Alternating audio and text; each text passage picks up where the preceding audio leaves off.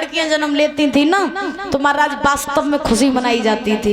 आजकल लड़कियां जन्म लेती हैं तो ऐसा लगता है जैसे इन्हें फांसी पर टांग दोगे हुए। हाँ, ऐसा लगा पता नहीं इनके ऊपर कौन सा बोझ डाल दोगे हुए लड़की होने से। एक बात बताएं, लड़कियां जन्म उन्हीं के यहाँ पर लेती हैं जो अमीर होते हैं, गरीबों के यहाँ कभी लड़कियां नहीं जन्म लेती हैं। हाँ, अगर आपके पास में पैसा अथाह है, खजाने भरे पड़े हैं आपके, बड़ी बड़ी गाड़ियों में चलते, महंगी महंगी गाड़ियों में चलते, बड़े बड़े महल महला हैं, और आपके घर में लड़की नहीं है तो समझ लेना हमसे ज्यादा कोई गरीब नहीं है। और आपके पास में पैसा ना हो तो कोई बात नहीं, लेकिन अगर आपके घर में लड़की है तो आपके जितना अमीर कोई नहीं है, क्योंकि लड़कियां अमीरों के यहाँ पर जन्म लेती हैं, गरीबों के यहाँ पर नहीं आती हैं। तो भाग्यशाली होते हैं ना, उन्हीं के यहाँ लड़कियां जन्म लेती हैं। लेकिन आजकल लोगों की ऐसी सोच हो गई है कि लड़कियों को सर का बोझ समझती है। क्यों समझते हो सर का बोझ है? लड़का सब चाहते हो, लड़कियां कोई नहीं चाहती। मंदिरों में जाते हो, परमात्मा लड़का ही दे देना अब की बार। भगवान होशियार है, लड़का मांगो तो 3-4 लड़कियां इकट्ठी। भगवान भी होशियार। अच्छा, भगवान कहते हैं कि तुम हमसे होशियारी दिखाए रहे हो हमसे, तो भगवान से कहो करो कि प्रभु हमें लड़कियां दे दो, तो भगवान तुम्हें लड़के देंगे। भगवान भी अपोजिट चलते हैं सबके, समझ रहे हो? एक बात बताएं, लड़कों के पीछे ज्यादा मत भागा करो। क्यों? क्योंकि लड़का तभी तक रिश्ता निभाएगा जब लड़का की शादी नहीं हो। और शादी होगी जो घर में बहू आई सोई महाराज टोकर टुकरिया उसी तो करते बाहर निकालते, सीधे वृद्धाश्रम अब तुम जाते भाई, अब घर में कोई जगह नहीं। आजकल अगर बाप मर रहा होगा ना घर में, और बाप अगर अपने लड़का से कहते कि 1 गिलास पानी पिला दे, तो लड़का अपने बाप को पानी नहीं पिलाएगा। समाज ऐसा हो गया। लेकिन अगर ससुराल में तो सारी फोन करते जीजा मेरे बर्थडे केक कटवाए जाओ, तो जीजा भले पैदल पैदल जाओ लेकिन जाइए जरूर। हाँ, जीजा माने ना, बाप कर लो तो बाप को एक बूंद पानी नहीं पिलाइए, और ससुराल में सारी फोन करते हुए तो भले साइकिल तो जवाब पर जाइए जरूर। फिर ना जे देकर फिर ना सुनो। एक बार लड़का आपका साथ छोड़ जाएगा मगर लड़की कभी आपका साथ नहीं छोड़ेगी। आप लड़की की शादी भी कर दोगे ना, और जब लड़की ससुराल में जाएगी तो ससुराल में जा करके भी लड़की ससुराल वालों को भी देखेगी, और मायके में अगर पिता के ऊपर दुख है तो लड़की मायके में पिता की भी देखभाल करेगी। ये होती हैं लड़कियां, ये होता है लड़की का स्वभाव। लेकिन आजकल तो लोगों के दिमाग में कीड़ा बैठ गया है कि लड़का सब कुछ करते, लड़कियां कुछ नहीं करती हैं। और एक बात बता दें हम आपको, हर तरीके से गलती लड़की की नहीं होती है, कुछ लड़कों की भी गलती होती है। जितना आप लड़कियों को पाबंदी देते हो उतना ही लड़कों को भी देना सीखो। हमने यहाँ तक देखा बुजुर्गों कि अगर कोई लड़की किसी के पास में खड़ी भी हो जाए तो माँ बाप ये कहेंगे तो उसके पास क्यों खड़ी थी, क्या बात कर रही थी। अगर लड़की कहीं जा रही है घर से बाहर और अगर 10 मिनट भी आने में लेट हो जाए तो माँ बाप तुरंत ये पूछते हैं कितनी देर तू कहाँ रही, इतनी देर में घर लौट करके क्यों आई, ये मत पहन वो मत पहन, यहाँ मत जा वहां मत जा, उससे बात मत कर इससे बात कर। क्या है ये सब, क्या है? जितना आप लड़कियों से कहते हो उतना आप लड़कों से क्यों नहीं कहते? लड़कों से क्यों नहीं कहते कि तुम जैसी तुम्हारे घर की इज्जत है वैसे ही दूसरों के भी घर की इज्जत है। तुम लड़कों से ये क्यों नहीं कहते कि जैसे तुम्हारी बहन बेटी है वैसे दूसरों की भी बहन बेटी है। अगर लड़की किसी लड़के के साथ चली जाए सत्य मगर कड़वा है, ध्यान रखना। मेरा काम है बताना, आपका काम है मानना। मानो तो मान लियो, न मानो तो मेरी वापस कर दियो। समझ रहे हो? ध्यान रखना, अगर एक लड़की किसी लड़के के साथ में चली जाए तो सब उस लड़की को मारने के लिए तैयार हो जाते हैं, लेकिन अगर लड़का किसी लड़की को लेकर के घर आ जाए तो फिर ये कहते हैं अरे मेरी बहू आई गई। ये तुम्हारा न्याय है, ये तुम्हारी सभ्यता धर्म हमें ये सिखाता है।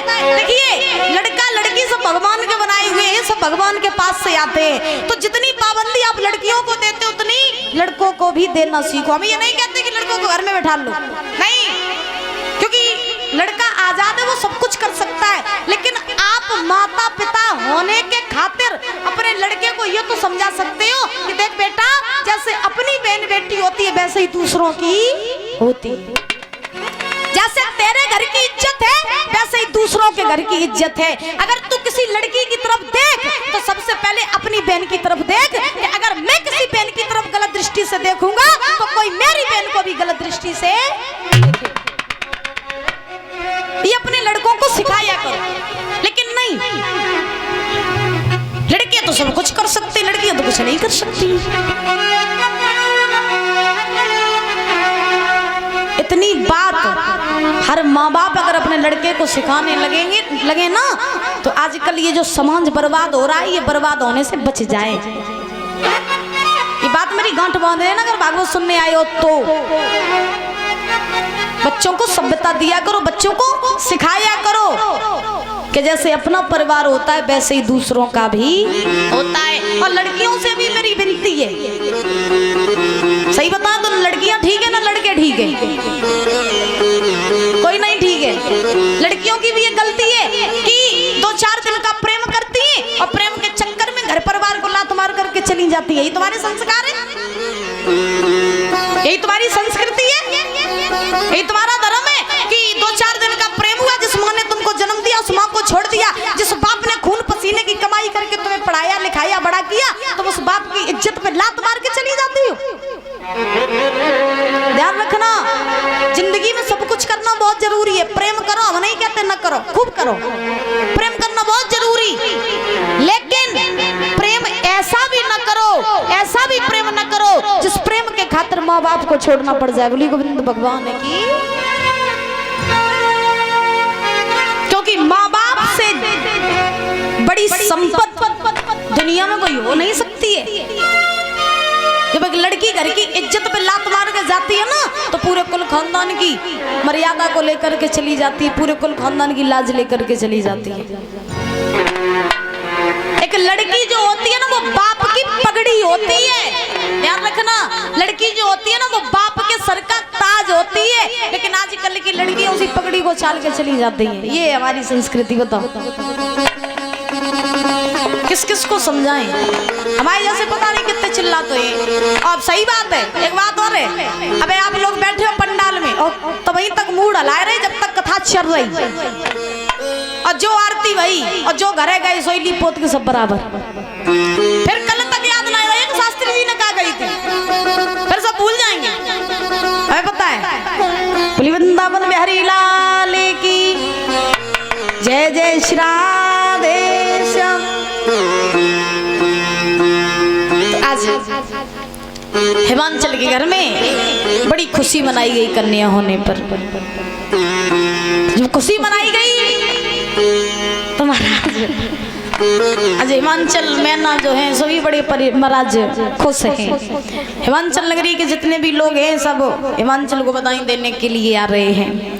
कन्या का जन्म हुआ, बड़े बड़े संत महात्मा आए और आकर के महाराज आज नारद जी भी आए, तो हिमांचल ने सुंदर से आसन पर नारद जी को बैठा लिया, और नारद जी को बैठाने के बाद में आज हिमांचल ने नारद जी से कहा, बाबा जी आज आप बड़े ही शुभ समय पर आए।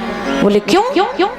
तो हिमांचल बोले, बाबा मेरे घर में कुछ दिन पहले कन्या ने जन्म लिया है, तो आप उस कन्या की हस्तरेखा देख करके मुझे बता दीजिए कि मेरी बेटी के आचार विचार कैसे रहेंगे, इसका विवाह किसके साथ में होगा और बड़ी होकर के क्या करेगी। तो नारद जी बोले, कहाँ है तुम्हारी कन्या, बुलाओ अपनी कन्या को। तो आज उसी समय मैं ना अपनी का आओ ठीक है, तो आज नारद जी ने जब उस कन्या की हस्तरेखा देखी, पहले के जमाने में जब नामकरण संस्कार होते थे ना, तो संत महात्माओं के द्वारा नामकरण संस्कार होते थे बच्चों के। आजकल संत महात्मा तो हैं लेकिन उनकी कोई मानने वाला नहीं है। क्यों? आजकल बच्चे जन्म नहीं ले पाते, उससे पहले महाराज मौसी नाम सोच लेती कि हम अपने लला को नाम ऐसो ऐसो धारे हैं। है? और ऐसो ऐसो नाव नत्ती महाराज जाको कोई मतलब ही नहीं हो। एक बार कथा करने गए हम, सो परीक्षित महाराज जो जिस घर में हम रह रहे थे उस घर में बिटिया रहे 5 साल की, वो बिटिया को नाम रहे सैंडी।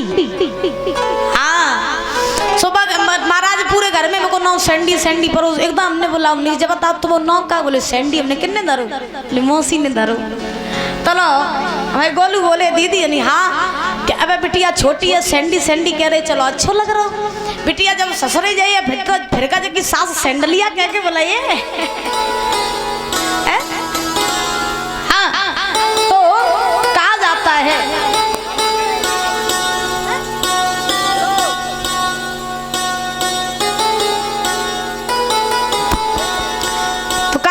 ऐसे ऐसे महाराज नाम रखे जाते जिनका कोई मतलब ही नहीं है।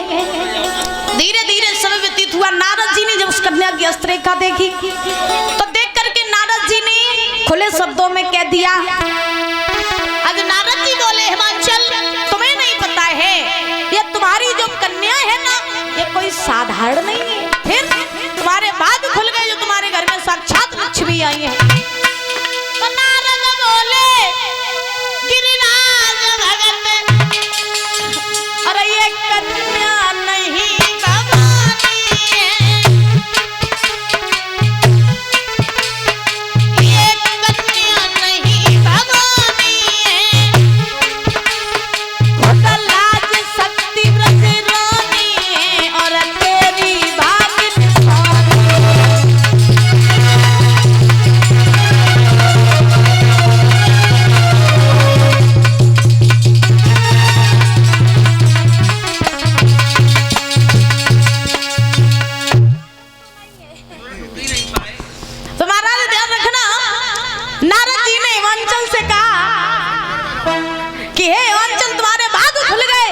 तुम्हारे घर में साक्षात लक्ष्मी आई है। तुम जानना चाह रहे हो ना कि तुम्हारी बेटी के आचार विचार कैसे रहेंगे, तो सुनो, तुम्हारी बेटी बड़ी होकर के भगवान की बहुत बड़ी भक्त होगी और इसका विवाह देवों के देव महादेव के साथ में होगा। इसीलिए मैं इसका नाम रख रहा हूँ पार्वती। पार्वती नाम रख दिया।